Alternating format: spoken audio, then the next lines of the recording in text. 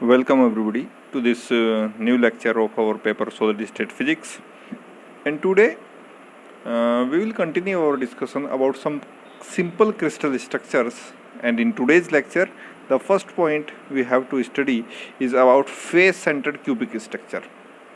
जो हमारा previous lecture था उसमें हमने एक हेक्सागोनल क्लोज्ड पैक स्ट्रक्चर के बारे में डिस्कस किया था, किस तरह से हेक्सागोनल क्लोज्ड पैक स्ट्रक्चर में स्टैकिंग फॉलो की जाती है, किस तरह से hexagonal closed pack structure form होता है, उसका प्रिमिटिव यूनिट सेल किस तरह से फॉर्म होता है, कन्वेंशनल यूनिट सेल किस तरह से फॉर्म होता है, ये सब बातें हमने, उसका पैकिंग फ्रैक्शन, कोऑर्डिनेशन नंबर, ये सब बातें हमने वहाँ डिस्कस की थी। आज जो पहला टॉपिक हम यहाँ डिस्कस करने जा रहे हैं that is about the face centred cubic structure, FCC. Okay, पहला जो क्लोज्ड पैक स्ट्रक्चर है, क्लोज्ड पैक स्ट्रक्चर हमने डिस्कस किया था कल कि दो तरह के क्लोज्ड पैक स्ट्रक्चर होता है। पहला closed pack structure hexagonal closed pack structure था, और सेकंड जो क्लोज्ड पैक स्ट्रक्चर हम स्टडी करने जा रहे हैं वो है face centred cubic structure. Face centred cubic structure और हेक्सागोनल क्लोज पैक स्ट्रक्चर में जो मेन डिफरेंस है वो स्टैकिंग का डिफरेंस है, स्टैकिंग सीक्वेंस का डिफरेंस है। वहाँ किस तरह की स्टैकिंग सीक्वेंस को फॉलो किया गया था और यहाँ किस तरह की स्टैकिंग सीक्वेंस को फॉलो किया जाता है, ये मेन डिफरेंस है। और इसी को समझने के लिए मैं पहले आपको बता दूं कि यहाँ जो स्टैकिंग सीक्वेंस फॉलो की जाती है वो A B C sequence follow की जाती है।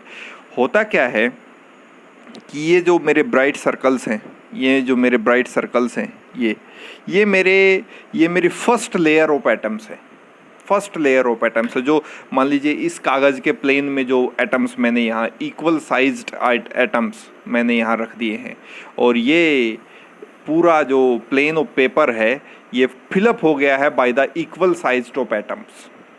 ओके, अब जो सेकंड लेयर में इसके ऊपर प्लेस करने वाला हूं वो वहां प्लेस करने वाला हूं जो वॉइड्स हैं लेयर ए की बची हुई। चूंकि जब इक्वल साइज ऑफ एटम्स यहाँ प्लेस होंगे इस पूरे कागज़ के प्लेन में, यहाँ हर जगह, तो कुछ वॉइड्स, कुछ खाली जगह यहाँ ज़रूर आपको दिखाई देंगी, यहाँ कुछ खाली जगह आपको ज़रूर दिखाई देंगी। तो उन वॉइड्स में मैं अपनी सेकंड लेयर को प्लेस कर रहा हूँ। जो मेरी सेकंड लेयर है बी, उसको मैं उन वॉइड्स के ऊपर प्लेस कर रहा हूँ। जो लेयर ए है, जो बॉटम लेयर है मेरी, उसमें जो वॉइड्स बची हुई हैं, जो खाली रिक्त स्थान बचे हुए हैं, वहाँ मेरा सेकंड लेयर प्लेस कर रहा हूँ on the top of the first layer which is named as A. Okay, अब जो ये जो लेयर बी है इसको प्लेस करने के बाद भी, जब आप प्लेस करके देखेंगे, रियल अगर आप कर पाएँ तो बहुत अच्छा है। किसी बॉक्स में बॉल्स को प्लेस करके देखिए, इक्वल साइज की बॉल हों तो आपको कुछ वॉइड्स दिखेंगी फर्स्ट लेयर के बाद। उन वॉइड्स को फिल कीजिए सेकंड लेयर से जो ऑन द टॉप हो फर्स्ट लेयर के, और जो वॉइड्स बचती हैं उसके बावजूद भी कुछ वॉइड्स बचती हैं, वो तीसरी लेयर, उन वॉइड्स को फिल कीजिए उस तीसरी लेयर से। तो यहाँ आई होप आपको क्लियर दिख रहा होगा, या let me do some magnification. this is my first layer, this is bright circle, this is my first layer, and this is light shaded circle. Its light shaded circle is my second layer, and this dark shaded circle is my third layer. Okay, first is the bottom layer, second is the layer which fill the voids of the first layer, and the voids which are not filled by the second layer is filled by a third layer which is on the top of second layer, which is shown by this dark shadow circle. Okay, so my first layer is this light circle, second layer is my this light shadow circle, and my third layer is this my dark shadow circle. Okay, तो पहला layer I ए, दूसरी layer I B, तीसरी layer फिर से आई सी। अब जो चौथी layer आएगी वो ठीक ए जो लेयर है उसके एटम के साथ कोइंसाइड करेगी। तो ये स्टैकिंग फॉलो करती हुई चली जाती, पहले ए लेयर, फिर उसकी वॉइड्स में बी लेयर से जो वॉइड्स बच जाती हैं उसमें सी लेयर, और सी के बाद जो चौथी लेयर आएगी उसमें वो एटम्स जो आएंगे वो ठीक कोइंसाइड करेंगे लेयर ए के एटम से। तो यहाँ मैंने दिखाया भी है कि ये जो लाइट सर्कल है ये मेरी ए लेयर को दिखा रहे हैं, जो लाइट शैडो सर्कल हैं ये बी लेयर को दिखा रहे हैं, और जो डार्क शैडो सर्कल हैं ये सी लेयर को यहाँ दिखा रहे हैं।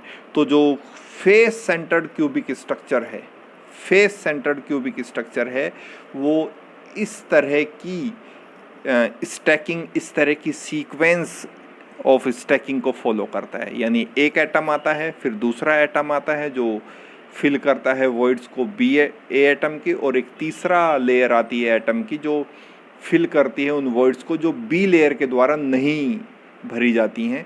तो इस तरह से स्टैकिंग जो फॉलो होती है A B C A B C A B C, इस तरह की स्टैकिंग से जो रिजल्टेंट क्रिस्टल स्ट्रक्चर फॉर्म होता है उसी क्रिस्टल स्ट्रक्चर को हम कहते हैं face centred cubic structure.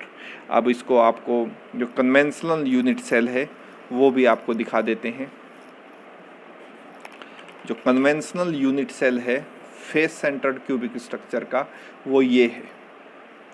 Let us do some magnification, and this is my conventional unit cell of a face centered cubic structure। आप ये देख रहे होंगे कि ये एक सिंपल क्यूबिक स्ट्रक्चर ही है जिसके जो 8 कॉर्नर्स हैं उन पे एटम्स को प्लेस किया गया है, 1 2 3 4 5 6 7 एंड 8। ओके, और जो 6 फेसेस हैं इस क्यूबिक क्रिस्टल का उन पे भी एक एटम को प्लेस किया गया। ये top of the top face का के सेंटर में एटम है, ये बॉटम फेस के सेंटर में एटम है, ये लेफ्ट फेस के सेंटर में एटम है, ये राइट फेस के सेंटर में एटम है, ये फ्रंट फेस के सेंटर में एटम है, और ये बैक फेस के सेंटर में एटम है। तो इस तरह से जो 6 फेसेस ऑफ क्यूब हैं उनके सेंटर्स में एटम को प्लेस किया गया है। इसीलिए जो मेरा कन्वेंशनल यूनिट सेल है वो FCC कहलाता है, फेस सेंटर्ड, यानी जिसके फेस के सेंटर पे एटम को प्लेस किया गया हो। कॉर्नर्स पे तो हैं ही, कॉर्नर्स पे तो हैं ही, क्योंकि बिना कॉर्नर्स के तो सिंपल क्यूबिक भी फॉर्म नहीं होगा। तो कॉर्नर्स पे तो एटम्स प्लेस हैं ही, इसके अलावा जो फेस हैं उनके सेंटर पे भी एटम्स को प्लेस किया गया। तो इस तरह के स्ट्रक्चर जब फॉर्म होता है इसको हम कहते हैं conventional unit cell of face centred cubic structure. और जो स्टैकिंग ये फॉलो करता है वो ABC। कैसे?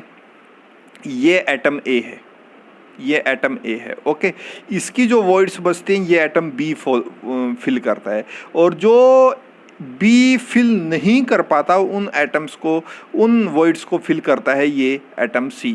और ठीक इसके ऊपर एक चौथी लेयर आती है जो कोइंसाइड करती है किसके साथ?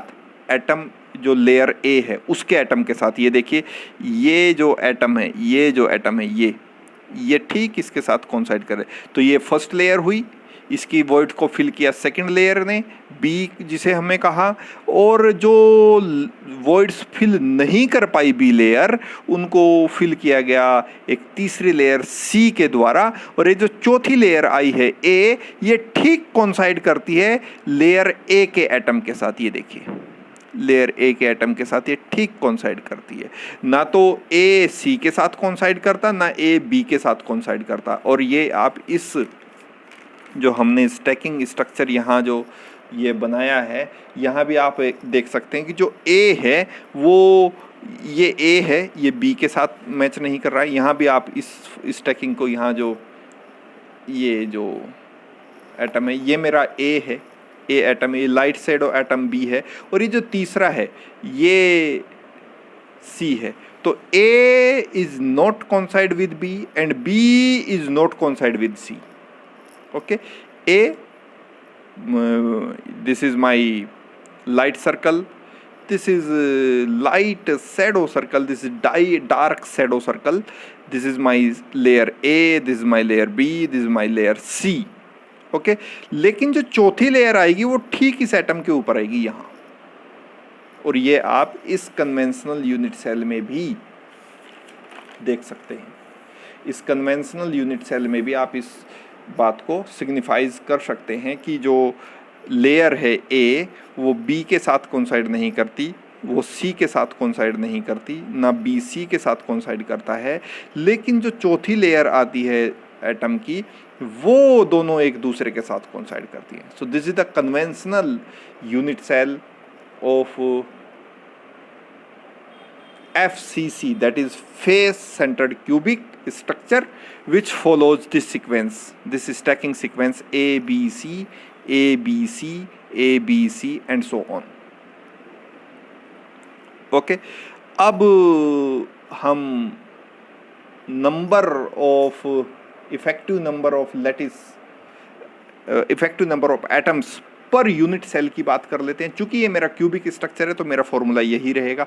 हेक्सागोनल के लिए केवल चेंज हुआ था, बाकी अगर क्यूबिक स्ट्रक्चर है तो उसके लिए मेरा फॉर्मूला यही रहेगा। इफेक्टिव नंबर ऑफ एटम्स को कैलकुलेट करने के लिए, इफेक्टिव नंबर ऑफ एटम्स को कैलकुलेट करने का ये फॉर्मूला है Ni + Nf/2 + Nc/8। Ni the number of atoms which is completely inside the unit cell, Nf the number of atom at the face of the unit cell, and Nc the number of atoms at the corner of the unit cell. So यहाँ जो inside है इस unit cell में वो inside atom कुछ भी नहीं है तो 0 आ गया। एंड फेस पे जो एटम्स है वो 6 हैं, तो चूँकि 6 फेसेस हैं तो हर फेस पे एक एटम प्लेस किया गया at the centre of the face, so 6/2, और कॉर्नर्स पे 8 हैं तो 8/8। So this gives me 4. That is the effective number of atoms per unit cell is 4. Okay, and this helps me to calculate the packing fraction. Okay, packing fraction is gives me the packing efficiency actually, कि इस unit cell का total volume का कितना हिस्सा, कितना भाग, कितना part atoms के द्वारा फिल किया गया, केवल एटम्स के द्वारा फिल किया गया है, और कितना हिस्सा वैकेंट है, खाली है, इम्पेटी है, ये पैकिंग फ्रैक्शन मुझे जानकारी देता है। उसको हम पैकिंग फैक्टर या पैकिंग एफिशिएंसी भी बोलते हैं। Actually packing efficiency is the best word among these 3 words, packing fraction, packing factor and packing efficiency, because हम क्लोज्ड पैक स्ट्रक्चर को स्टडी कर रहे हैं अभी, और क्लोज्ड पैक स्ट्रक्चर में जितना ज़्यादा पैकिंग एफिशिएंसी होगा वो उतना ही बेहतर क्लोज्ड पैक स्ट्रक्चर होगा। ओके, सो इसका जो इफेक्टिव नंबर ऑफ एटम्स है पर unit cell is 4। Okay, now the atoms touch one another along the face diagonal. इस तरह से मैं फिर से कुछ मैग्निफिकेशन करके आपको दिखाना चाहता हूँ। So let's do some magnification this. So इस यूनिट सेल को आप देखिए, इस फेस सेंटर्ड क्यूबिक सेल को आप देखिए, तो आप ये देख रहे होंगे कि जो एटम्स हैं वो एक दूसरे को फेस डायगोनल, जो फेस डायगोनल है उसमें टच करते हैं, फेस डायगोनल। हालांकि जो आइडियल अगर आप स्ट्रक्चर यहाँ ड्रॉ करें तो वो कुछ इस तरह का होगा, वो कुछ इस तरह का होगा, वो कुछ इस तरह का होगा। ये मैंने यहाँ वो फेस डायगोनल बनाने की कोशिश की है। ये मेरा पहला एटम है जो कि ये वाला एटम है। Let us do some adjustment. ये वाला जो मेरा एटम है ये वाला एटम है, ठीक है। ये जो मेरा एटम है ये जो फेस के सेंटर में है ये वाला एटम है, और ये मेरा थर्ड एटम है ये वाला एटम है जो बी पोजीशन पे है। यानी ए पोजीशन वाला एटम ये रहा, जो फेस के सेंटर में पोजीशन एटम है वो ये रहा, और जो बी पोजीशन वाला एटम है वो ये रहा। ओके और आप ये जानते हैं कि इस क्यूब का जो फेस है, जो आर्म है, वो हमने ए कंसिडर किया है, चूँकि एक क्यूबिक फेस है और क्यूब की जो आर्म है वो इक्वल होती हैं। तो जो ए फेस है इस डायगोनल का, तो ये भी ए हुआ और ये भी ए हुआ। इसका मतलब ये हुआ कि ये भी ए हुआ और ये आर्म भी कितनी हुई, ए, और एक दूसरे के साथ कितना एंगल बनाती हैं यहाँ, 90 डिग्री। तो पाइथागोरस थ्योरम से हम ये डायगोनल इस राइट एंगल ट्रायंगल का कैलकुलेट कर सकते हैं, क्योंकि ये आर्म भी ए और ये आर्म भी, यानी ए सी भी ए है और बी सी भी ए है। तो ए बी हम यहाँ से कैलकुलेट कर सकते हैं और वो ए बी जो होगा वो कितना होगा, a square plus a square, that is 2a² and square root of that is √2a। और यहाँ से जब ये एटम्स एक दूसरे को टच करते हैं, let look at these lines, look at these lines, I read it, the atoms touch one another along the face diagonals. The length of the cube is a and the atomic radius is r, related to each other as this relation. This 4r is equals to √2a। कैसे? चूँकि ये जो distance है, देखिए ये atom है, इसका एक रेडियस यहाँ इंक्लूड हुआ है, ये जो फेस सेंटर्ड वाला एटम है इसका पूरा डायमीटर इंक्लूड हुआ है, और ये जो तीसरा बी पोजीशन वाला एटम है इसकी भी रेडियस इंक्लूड हुई है। अगर इस टोटल डिस्टेंस को आप कैलकुलेट करें, so r + 2r + r which gives you 4r and is equals to, अगर आप यहाँ से फिर से कैलकुलेट करें तो ये आर्म ए है, ये आर्म ए है, तो ये जो हाइपोटेन्यूज हो जाएगा इस ट्रायंगल ABC का वो हो जाएगा √2a। Hence this distance which is equals to 4a, this distance which is equals to 4r is equals to √2a according to cube. So यहाँ से अगर r की वैल्यू हम कैलकुलेट करें, सो √2/4 × a, और इस मैथमेटिकल एक्सप्रेशन को हम लिख सकते हैं a/2√2। Hence the atomic radius is related to the cube edge a by this mathematical relation, r is equals to a/2√2, this equation। Okay अब हम पैकिंग फ्रैक्शन को कैलकुलेट कर सकते हैं, और पैकिंग फ्रैक्शन को कैलकुलेट करने के लिए हमारे पास जो फॉर्मूला है वो ये है। पैकिंग एफिशिएंसी या पैकिंग फ्रैक्शन को अगर हम कैलकुलेट करना चाहते हैं तो हमारे पास जो फॉर्मूला है वो ये है, F is equals to 4। What is 4? 4 is the effective number of lattice point, this number 4। Okay so this 4 is 4/3 pi r³, that is the volume, it is the volume of one particular atom। क्योंकि सारे जो atoms है वो equal sized atoms हैं और effective number of atoms per unit cell हैं 4। So 4 is multiplied by volume of one atom is multiplied by 4 because there is effective number of atoms per unit cell is 4. So 4 is multiplied by 4/3 pi r³ which is actually the volume of a sphere, because we consider the atoms as a sphere, so that's why written as the volume of the sphere। and 4 से इसलिए multiply किया गया है क्योंकि जो effective number of lattice point है वो हमारे पास 4 हैं। सो 4 is multiplied by the volume of one atom, that is the volume of total number of atoms, effective number of atoms, okay, and over a³। what is a³? a³ is the total volume of the unit cell। यही तो formula है, the volume occupied by the atoms over the total volume of the unit cell। let us see this। what is the definition of packing fraction? What is the definition of packing fraction?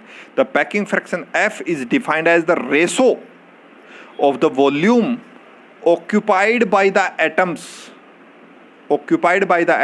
present in a unit cell or this number is the effective number of lattice, effective number of atoms, okay, present in the unit cell to the total volume of the unit cell, to the total volume of the unit cell.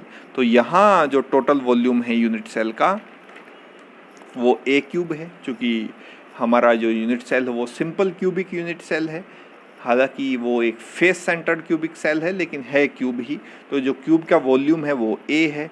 r का value यहाँ से उठाइए, this value r is equals to a/2√2 और इस equation में, इस फॉर्मूले में आप प्लेस कर दीजिए, तो यहाँ से आपके पास आ जाएगा packing fraction. And let us do this. 4 is same, 4/3 pi is same, and put the value of r. R is a/2√2. So cube of that gives you a cube by a/2√2 and over a cube. A cube is cancelled with a cube. 4 4 ja 16, 8 2 ja 16. Cancel with each other, gives you packing fraction or packing efficiency of the face centered cubic is pi/3√2. On solving this, we have 0.74 and multiplied this quantity by 100 gives you the percentage of efficiency, and when you multiply this is by 100 gives you 74%, and which is the exact figure as we get in the case of hexagonal closed package structure. Let us see this. This is the packing fraction of hexagonal closed package structure, which is 0.74, and this is the exact figure. This is the exact figure, 0.74. Hence, the closed package structure, that is hexagonal closed package structure as well as face centered cubic structure, has equal packing efficiency and is equal to 0.74, or 74% of its total volume has been occupied by the atoms, and rest of the 26% is vacant or empty space of the unit cell. Okay, so this efficiencies exactly match with the efficiency, packing efficiency of the hexagonal closed package structure, that is the HCP structure. Okay, so this is the exact figure. Examples: copper, Az, Au, aluminium, etc. Showing face centered cubic structure and has equal figures, that is the packing efficiency of all these crystal structures of these atoms are same, packing efficiency same, effective number of atoms per unit cell is same, the relation between the atomic radius and cube age, length of the cube age is same. So these are the example: copper, Az, Au, Al shows the face centered cubic structure. Okay, so these are two examples of a closed pack structure. Now, let us now move to the loose pack structure. Loose pack structure, loose pack structure वो स्ट्रक्चर्स जिनका coordination number 12 से छोटा हो।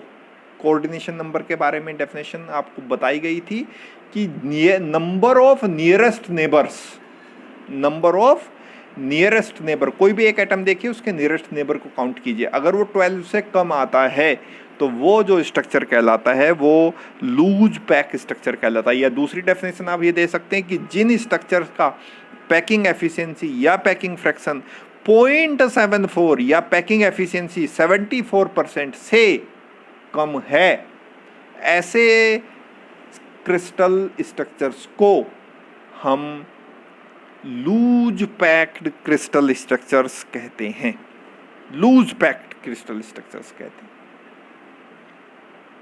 Okay, सो ये मेरे पास जो first है जो लूज पैक क्रिस्टल स्ट्रक्चर है, that is body centred cubic structure, that is BCC, body centred cubic structure BCC। Okay, The body-centered cubic structure has a cubical shape with atoms located at the corners and at the body center. यानी ये मेरे पास एक ऐसा structure है जो cubic shape का ही है, लेकिन इसमें जो एटम्स की प्लेसिंग है वो कॉर्नर्स पे हैं, 1 2 3 4 5 6 7 8, और इसके अलावा इस बॉडी के सेंटर में यानी इस सेल के सेंटर में भी एक एटम को प्लेस किया गया है। इसीलिए इस स्ट्रक्चर को हम कहते हैं BCC, बॉडी सेंटर्ड क्यूबिक। यानी क्यूबिक है और क्यूबिक में जो प्लेसिंग है एटम्स की वो कॉर्नर्स पे रहती ही है, और साथ में बॉडी के सेंटर में भी एक एटम है। तो इस तरह के स्ट्रक्चर को हम कहते हैं बॉडी सेंटर क्यूबिक स्ट्रक्चर, और ये कैटेगरी में आता है लूज पैक्ड स्ट्रक्चर। इससे एक बात क्लियर है कि इसका कोऑर्डिनेशन नंबर 12 से छोटा होगा और इसका पैकिंग फ्रैक्शन 0.74 से छोटा होगा। That's why this is named as loose packed structure. Okay, so फिर से वही effective number of lattice points, effective number of atoms, packing fraction, relation between the atomic radii and the cubic length of the cubic edge. Okay, so let's do this all calculation. Effective number of lattice point, my same formula, Ni plus Nf by 2 plus Nc by 8. Ni inside the body is 1, face पे 0, corner पे 8. So this calculation gives me 2. Hence the effective number of atoms per unit cell is 2. This helps me to calculate the packing fraction or packing efficiency of this type of structure. Okay. Coordination number is 8. That is the nearest neighbor's number is 8. Okay. The relation between the atomic radii and the length of the cubic edge is this, 4r is equals to √3a. इसको आप calculate भी कर सकते हैं। Body diagonal, ये जो अगर आप यहाँ से यहाँ तक ये बॉडी डायगोनल अगर आप यहाँ ड्रॉ करें, बॉडी डायगोनल अगर ड्रॉ करें तो बॉडी डायगोनल को ड्रॉ करने से ये जो एटम्स है इसकी रेडियस कैलकुलेट होगी, इस एटम का डायमीटर कैलकुलेट होगा और इस एटम का रेडियस कैलकुलेट होगी। तो ये जो डिस्टेंस होगी 4r होगी, और मुझे अब चाहिए ये वाली डिस्टेंस मुझे चाहिए, तो वो आएगी √3। पहले आप ये कैलकुलेट कीजिए या पहले आप ये कैलकुलेट कीजिए फिर ये कैलकुलेट कीजिए, उसकी वजह से आपके पास ये दोनों डिस्टेंसेस आ जाएंगी, ये ठीक है।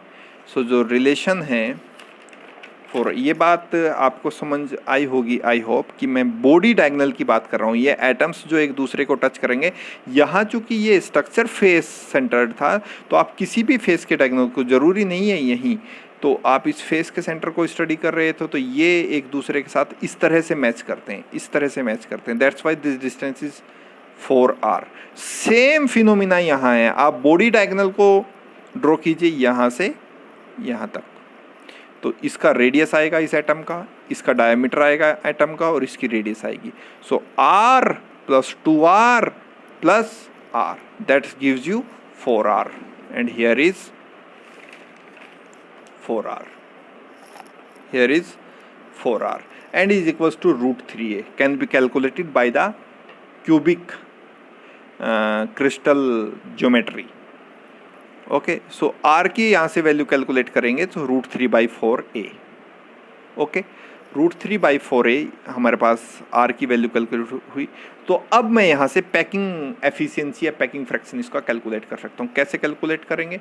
The volume occupied by the atoms to the total volume of the cube. So the volume occupied by the atoms is 2 × 4/3πr³। This the volume of one atom and total atom is, effective number of atom is 2. So 2 × 4/3πr³ over total volume of the unit cell is a cube, because the unit cell is cubical shape, because the unit cell has cubic shape. Okay, so calculate these all terms. 2 is same, 4/3π 4/3 pi same. Put the value of r, and r is this √3/4a, √3/4a cube over a cube.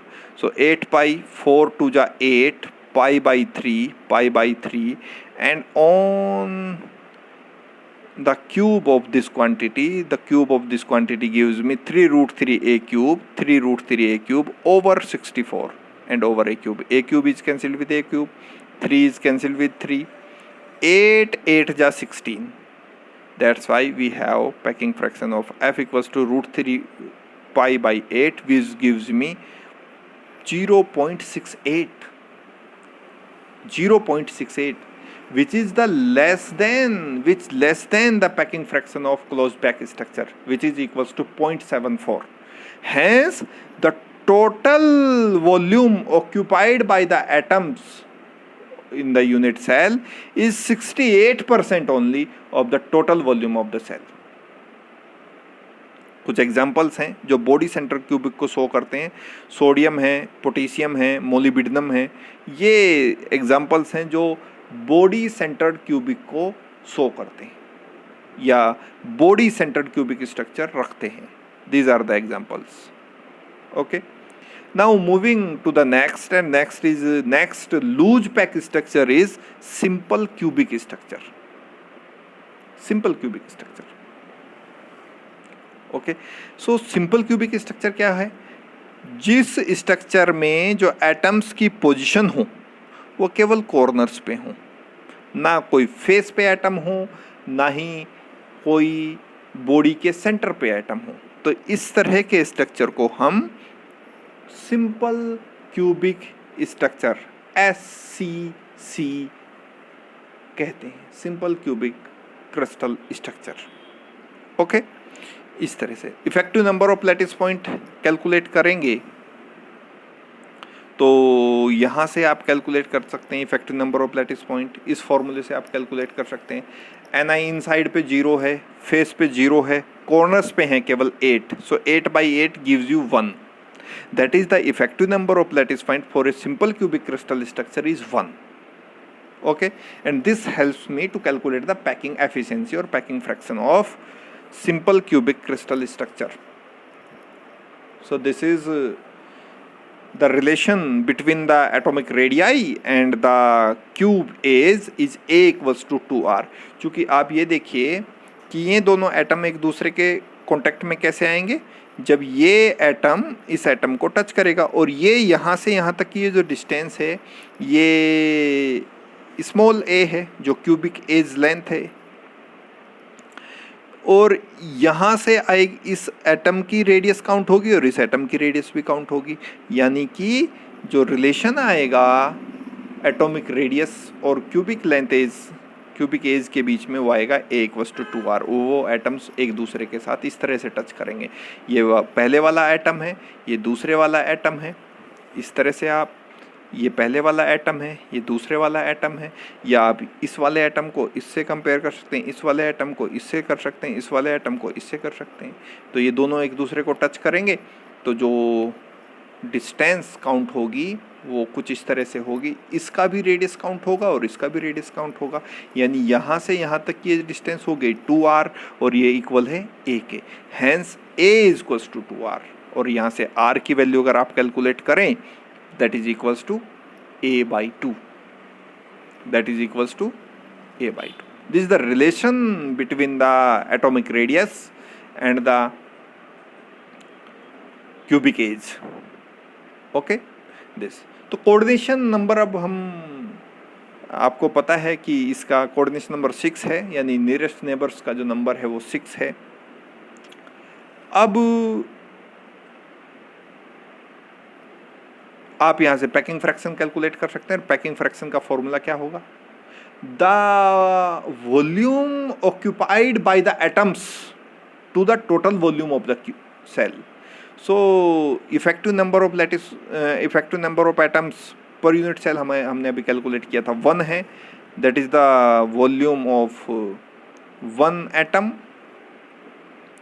and is multiplied by 1 over a cube. That is the volume of the unit cell, cubic cell is a cube. And the relation between the cubic A's and atomic radii is this. A is equals to 2r, hence r is equals to a by 2. R is equals to a by 2. So put here r is equals to a by 2. So 4 by 3 pi, r is equals to a by 2 cube over a cube gives you 4 by 3 pi a cube by 8. A cube is cancelled with a cube, gives you pi by 6. Okay, and when you calculate this quantity, you have 0.52. That is the less fraction as we calculated in the case of body centered cubic, that is BCC. BCC has this packing fraction 0.68, and this simple cubic crystal structure has packing fraction of 0.58. Hence only 52% of the total volume of unit cell occupied by the atoms, and rest of 48% is vacant or empty. Only polonium exhibits this type of structure at room temperature. केवल polonium ऐसा atom है जो simple cubic crystal structure को दिखाता है. Only polonium shows this type of structure, has this type of packing efficiency 52% only. Approximately आधा cell खाली रहता है. इससे यही तो अंदाजा आप लगाएंगे. 52% एफिशिएंसी, इसका मतलब केवल टोटल सेल के आधे वॉल्यूम को ही एटम्स फिल कर पाते हैं और आधा वॉल्यूम एम्प्टी या वैकेंट आप इसे कह सकते हैं रहता है, खाली जगह उस यूनिट सेल में रहती है. That's why this type of structure is known as loose packed structure. These types of atoms are known as loose packed structure. Okay, so thank you for now and meet you into the next one. Thank you.